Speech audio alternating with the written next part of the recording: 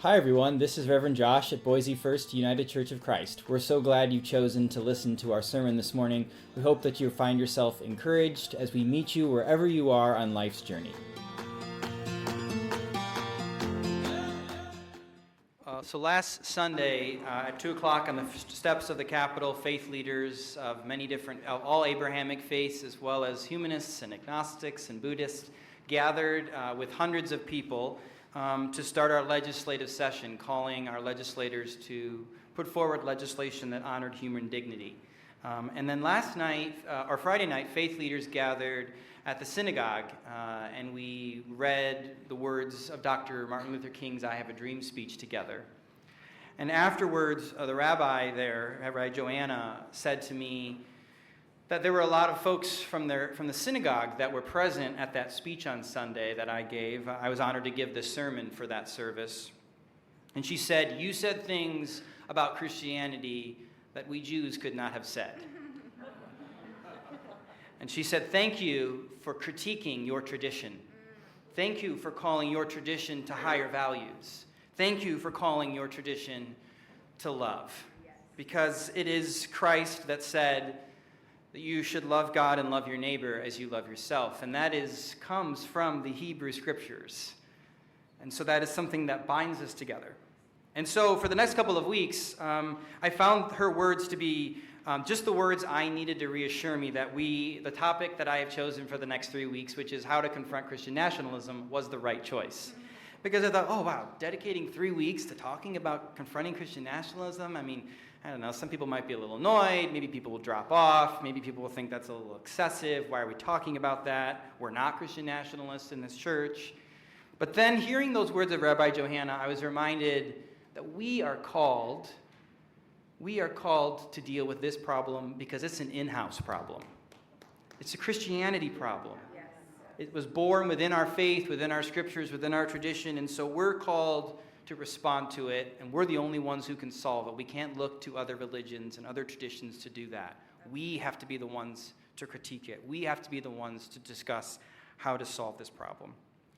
When I pastored an evangelical fundamentalist church in Kentucky from 2013 to 2015, I stepped into a very different world from the Chicagoland that I had grown up in, where I'd spent my entire life to that point. The very first year, I began to learn their customs, their traditions. I came to understand very quickly, though, that they were a patriotic church, as you can see with the flag and the cross next to each other. What's that? And the exit sign, yeah. Oh, it's kind of a prophetic image, isn't it? Either prophetic or pathetic, I don't know which one. But they regularly referred to the United States as a Christian nation. They believed that Christians should only be elected to the public office. They believed that gay marriage was ruining the fabric of society and marriage in and of itself, even though at that point when gay marriage went through, there was already a 50% divorce rate, so I like to say I think straight people were doing a good job with marriage on their own. Women were not allowed to serve on the church boards or as elders in this congregation, and yet they quietly led the whole church behind the scenes. Men were the heads of the household and of the church, and this was the very first church that I pastored as a senior pastor. And by the end of that, or by the beginning of the second year, something I noticed began to shift in me. I began to advocate for women to be able to serve on the elder board. This didn't seem right to me that they couldn't serve in this way. I began to question, of course, my beliefs about gay marriage at the time. But more than that, I also began to deconstruct my understanding of how Christianity and how our nation were so interestingly intertwined. I can now look back and I recognize that I pastored a church where Christian nationalism was alive and well. However, in that second year, I began to let go of my beliefs about that. And the 4th of July Sunday service, in my second year, I just started to write a sermon that I could tell was definitely veering from what I had been taught and from what the church had been taught. 4th of July in this congregation was a huge celebration. There was red, white, and blue everywhere. We had a big barbecue after. We sang only patriotic songs. It was custom. And after the sermon, every 4th of July Sunday, they would sing, "God Bless America." However, this year, it felt like if we sing God Bless America after my sermon, it was going to be really awkward and really weird because it felt very disjointed from my sermon. Because my sermon was more about how we shouldn't have allegiance to any nation, especially alongside the cross of Christ. And Christ does not pledge allegiance to any nation. Christ pledges allegiance to all people. And so I would never want to say just God bless America. I would want to say God bless the world. Every single one of the people on this earth. Ones I agree with, the ones I disagree with. So I asked the church pianist that Sunday, maybe we don't do God Bless America this year. Well, she clutched her pearls. They almost snapped off of her neck, and she said, we've always sung God Bless America after the sermon. This was the former pastor's wife of 30 years. They remained in the church after I left. And before her husband pastored for 30 years, her dad was the pastor.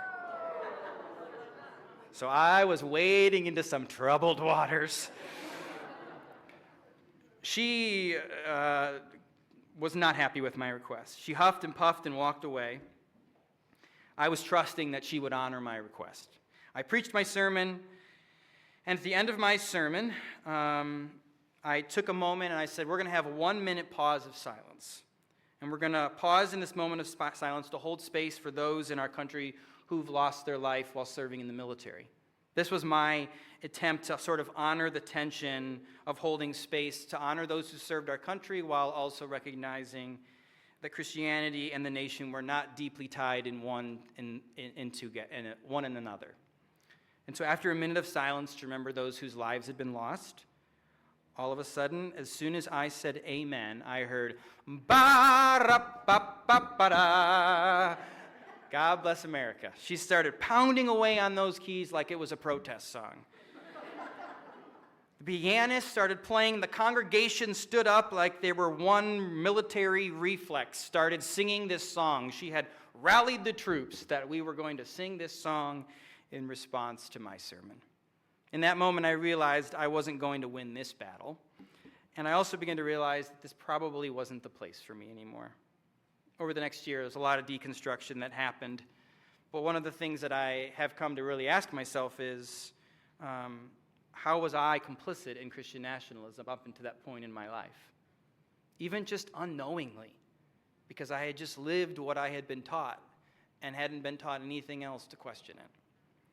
So what is Christian nationalism? Well, Christian nationalism is an ideology that seeks to merge Christian identity with national identity, arguing that a country, especially the United States, was founded as a Christian nation and should be governed according to a particular form of Christianity. In practice, it often includes the ideas like this: that the nation belongs to Christians more than others, that true citizenship is tied to Christianity, that government should promote or privilege Christianity rather than other religious organizations as neutral, that the biblical language and Christian symbols should justify political power, laws, or politics, and the last one, the national success is a sign of God's favor, while social change is an evidence of moral or spiritual decline. This is why you heard certain individuals on television when 9/11 happened that said, this has happened to us because of abortion, because of gay marriage. God is punishing us. And if we don't want God to punish us, we need to align ourselves with Judeo-Christian values, is what they would have said. So here's why we're talking about this today. Recent Pew Research polling shows that 45% of Americans believe that the U.S. should be a Christian nation, meaning it's ruled by Christian values. Remember, specific Christian values, probably not the values we hold, okay? And then 60% believe that the founders intended it to be a Christian nation. Those are pretty intense statistics. And I think they've shaped our politics, they've shaped our world, they've shaped our religion and our faith and our relationship to what people think when we say we're Christians. Whenever people ask me what I do for a living, I always have to preface it. I always say, well, I pastor a progressive Christian church. Because if I just said, oh, I pastor a church or I'm a Christian, they'd be like, what kind of Christian? What kind of church? What are you about? They would have a lot of assumptions. And so I'm always having to preface it because in many ways I feel like our faith has been hijacked. As we enter into this second week of Epiphany, this is a season of revelation and illumination, but also as we enter into this time of the legislature returning here in Idaho, it felt like the right time for us to take a pause and to pray for an epiphany. To pray for an epiphany for ourselves, for our Christian nation, for the church, and for our nation as a whole. An epiphany about the dangers of naming Christianity as a national identity, I think, is what we're in need of. Because when we turn to Jesus, I think we actually find something very different from Christian nationalism. And so let's look at a few passages this morning that I think kind of highlight Jesus' call to not align our faith in such a deep way with any particular nation. In John 18, when Jesus is asked if he is a king of the Jews by Pilate, and this is when he's on trial before his crucifixion, Jesus says this, "My kingdom is not an earthly kingdom. If it were, my followers would fight to keep me from being handed over to Jewish leaders. But my kingdom is not of this world." You see how that brushes up against the idea of Christian nationalism? Mark 12 says, when the religious leaders asked Jesus if they should pay taxes to the Roman Empire, Jesus responds, "Give to Caesar what belongs to Caesar's, and give to God what belongs to God." When Jesus is asked to sort of pit himself between himself and the empire, or the faith and the empire, I mean, part of me really wishes he had said, "You don't have to pay taxes to Caesar, it's fine. And I'll protect you, I'll work it all out, it'll be all right." I wish, but that's not what happened. Instead, there's this separation. There's this establishment of you need to appease the empire while not being a part of the empire. Jesus also says to be in the world, but to not be of the world. To always be calling the world, I think what that means is to always be calling the world to be better than what it is. To never become complacent with what it is. To never just accept the status quo. This isn't in my sermon, but this just came to me. James Tallarico, he said, you know, it's interesting how so many Christian nationalists are trying to put the Ten Commandments in the classrooms, right? But yet they don't want to put, it's harder, or it's easier for a rich man to come through the eye of a needle to heaven on the New York Stock Exchange. It's like we want to apply certain scriptures and certain passages to our world, but other ones we choose not to adopt. Even though capitalism at its very heart, and the idea of just more needs, and thinking about the idea of scarcity is so not in line with what Christ called us to. It's always calling us to better, to be in the world but not of the world. Matthew 4. Jesus refuses political power when offered it, all the kingdoms of the world by the devil. You know, this is after he's baptized, which we celebrated last week. Jesus goes off into the desert for 30 days and is tested. And the very last test is this. The devil took Jesus to the peak of a very high mountain and showed him all the kingdoms of the world and their glory. Pause for a moment. Remember, Jesus has been fasting for 30 days. So I don't really know if it's the devil that showed up or if it's just like literally going out of his mind. Okay, right? He's just seeing things now. He's in the desert. Who knows? But what matters is this. There's an encounter, and something is said that has a deep spiritual truth for us that he gathers. Jesus' response, the devil says to him, "I will give all the kingdoms of the world to you, if you will just kneel down and worship me." Jesus' response, "Get out of here, Satan." Jesus told him, "For the scriptures say, you must worship the Lord your God and serve only him." And yet so many of us worship not God, but country. Or maybe you've seen the bumper sticker, worship God and country. God, country, family, God, country, guns, whatever it is. But I don't know. I don't think that we're supposed to worship any of those things. I think we're supposed to worship God. We can have relationship with all those other things. We can have connection to all of those other things. But our heart, our allegiance should not be on conquering the kingdoms of the world or even conquering our own. Instead, I think our call is to love God and to love others, and that's how we worship God. You can't have love of God if you don't have love of neighbor. And love of neighbor means to love more than just the people in this nation. It means to love the world. For God so loved the world that God sent God's only Son. Matthew 20, Jesus tells his disciples towards the end of his life, "You know that the rulers of this world will lord their power over their people, and officials will flaunt their authority over those under them." Isn't that the truth? Verse 26, "But among you it will be different. Whoever wants to be a leader, you must serve." You must serve one another. Interesting that The leaders of this world want to use their power to lord their power over people, to control them, to instill fear in them, dominance. But Jesus says, no, but amongst you, my followers, he's speaking to his disciples here, it's going to be different. You're going to use your power to empower others. You're going to use your power to serve and to love others. This is a call to a different way of living in the world and in the nations of this world are ordered.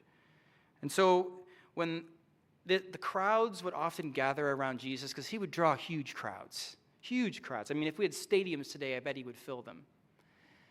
And when he would do that and he'd be done speaking, you know what they would always want to do? They would want to make him their king. Sometimes they'd want to kill him. And sometimes they'd pick up rocks and they'd chase him out of town and he'd kick his dust off his feet and keep going. But sometimes they would try to make him their king. And Jesus would often withdraw quickly. The Bible kind of says he would almost disappear. He would find an out because that's not what he wanted them to do. It's interesting, Jesus nowhere tells us when he's on the earth, he never once in all of the New Testament says to worship him. Never. Instead, because I think we would have been confused if he had said to worship him. Instead, I think he told us what it means to worship him. He said, love my people. Because if you love my people, then you're worshiping me and you're loving me. Because in my people, there I am also. The beauty of this story, I think, is that if Jesus wanted to form a Christian theocracy, a Christian-run country or world, he could have definitely led an uprising in Rome. He definitely could have called his followers to cease power instead of him ceasing his life. Instead, his nonviolent posture allowed the empire to murder him in the streets. Christian nationalism, it butts up against this because the words and the ways of Jesus, and because Jesus consistently rejects domination, coercion, and the state power as a tool of God's reign. And yet, throughout history, we see nations and kings co-opt the power and the name and the words and the influence of Christianity for their own power and influence. Now, here's where it gets especially important thing for us here in the United Church of Christ. We trace our history here, Congregationalism, back to the Pilgrims and the Puritans who left the land from England. So when people ask me, what's the United Church of Christ? I say, hey, you know those people that came over on the Mayflower? That's us. We trace our history all the way back there. We were the Pilgrims, we were the Puritans, we were the ones who formed what's called Congregationalism. They left the oppression of the Church of England, right? Because the Church of England wanted them to follow the Christianity as the Church of England said. And Puritans, Pilgrims were like, no, we kind of want to do our own thing, or we have a different understanding of that. We practice that differently. And they were being persecuted. So they came over and they established themselves here. And when they established themselves here, they formed what we now know as Congregationalism, which was that they were governed by themselves. There's no bishop, there was no king, there was no state control. Each congregation got to decide on their own who and what they were and what they believed and how they were going to practice. And that's why today, after this church service, we'll have a congregational meeting, and there will be no bishop present. There will be no king or no governance that will tell us how to rule outside of these four walls. We, as a congregation, will elect officers and will make major decisions for our church. That's how Congregationalism was formed. It's the sort of, one might say, the bottom down instead of the top up. And their core conviction as they began to form these new expressions of Christianity was that they believed in church autonomy, covenants over creeds, which meant we have covenants of how we're going to treat one another and interact with one another instead of, here, you need to agree to these particular creeds of belief. The priesthood of all believers, meaning that I am equal to you, I'm not greater than you as your pastor, that you have just as much wisdom, discernment, and the Holy Spirit as I do. I'm not more in touch with God than you are. Maybe I spend more time because you pay me to do that with God, but that's about it, right? That's the extent of it. Discernment by gathered community, but also freedom of conscience. And so here's why this matters most. This group came to escape a system where church and government were literally intertwined, and our country was founded with the wanting to unintertwine that, to unravel that. And yet, they never saw the church wed to the state again, And yet we sit on the precipice of where that's being pushed once again in our country. Theologian Drew Strait, who we had here for a conference about confronting Christian nationalism, he says this in his book, Strange Worship. The church was founded by white Christian men in a special covenant with God, uniquely blessed with a special role in salvation history. This is what Christian nationalists believe is how he defines it. Some of us go further, believing that America is chosen by God to rule and dominate and hold power, not just over our country, but over our whole world and society. It's a belief that I would say probably isn't very Christian. Because I think if we were really a Christian nation, we would never impose Christianity upon everybody else. If we were really a Christian nation, we would recognize that the table of fellowship is open to all: Muslims, Jews, Sikhs, Buddhists, atheists, agnostic neighbors. If we were truly a Christian nation, we would follow Jesus, what he means when he says, love my neighbors, not conquer them. He never says conquer them. He never says force or impose the beliefs. And so as we wrap up this message this morning, my question is, what do we do with all this? This is hard information. This is challenging. This is shaping our anxiety, our world, our fears, not just our country, but our world.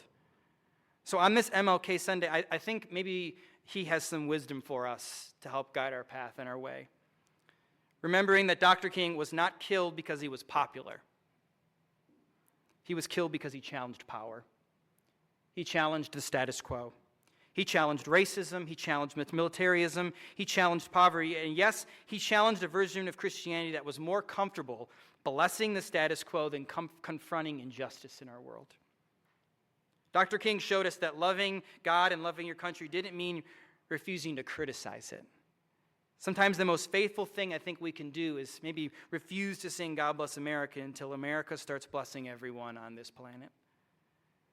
So here's 4 things I think we can do to confront Christian nationalism. First thing, I think we can disentangle faith from nationalism. We can love our country without worshiping it. We can honor those who serve without confusing the flag with the cross, without marching into battle with the cross. Second, I think we can tell the truth about Jesus in our tradition here. Jesus did not come to take over governments. We can remind people of the words of Jesus as we encounter them and speak with them, of folks maybe who think differently than us in our family and our neighbors, or maybe even people in our church here still.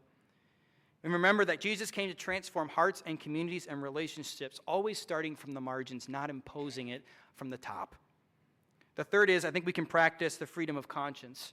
We can defend the religious freedom of others, not despite our faith, but because of it. And the last thing is, I think I actually have 3 things, sorry. Thought I had 4. But I will close with these words of Dr. King. In his letter from a Birmingham jail, King wrote these words that I think we should heed this morning. He wrote that the church must not be the master of the servant of the state, but the conscience of the state.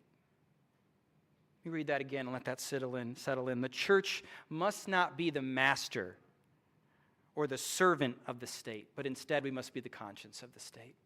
And I think that's what we did last Sunday as we gathered on the steps of the Capitol. We called the state to be people of conscience, to be people of kindness and love and integrity from our different traditions. And so finally, as we leave here today, I think we're called to resist our fear-based faith. Christian nationalism thrives on fear of change, fear of losing power, fear of the other, but perfect love casts out fear.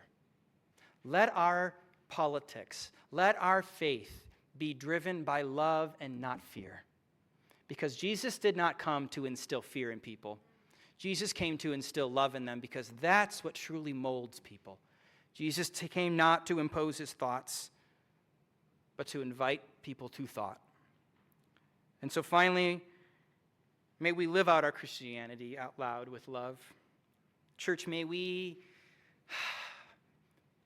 our love speak louder when we feed the hungry, when we welcome the stranger, when we care for the poor, when we pursue justice for people we don't even know anything about, when we proclaim the words of Jesus. May we walk humbly. May we love our neighbor, because I think if the church does that, we could transform the world. Not from the top down, from the bottom up, the way Jesus did. because the church does not need to rule the nation to be faithful. It only needs to follow Jesus. And may this be our epiphany. May we follow our Jesus so closely that the dust that he kicks up from his sandals would cover us. Will you stand with me? And may we sing this song, I Woke Up This Morning. And as we stand, I'm going to invite us to just one moment of pause to let these words sink in and to ask ourselves where it is that maybe we're being called to respond based on the action items I've given you today. How can we respond?